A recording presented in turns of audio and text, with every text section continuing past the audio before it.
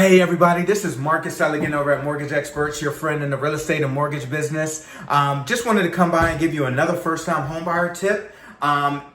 Once you're under contract, if the seller or if the lender requires that you make repairs to the home, please, please, please do not use any of your own money to put into that home. You do not own that home until you actually go to closing and sign on the dotted line. So whatever money you put into that home, and let's say for any instance you do not go to closing, then you will never see that money again.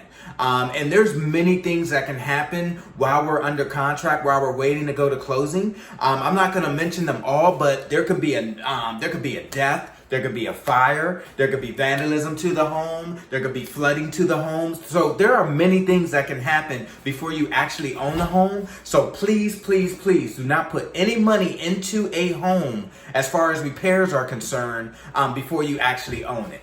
Again, this is Marcus Eligan over at Mortgage Experts. If you like what you heard, please like, share, and follow. If you need to get in contact with us, my link is in the bio. And hope you have a great day. Thank you.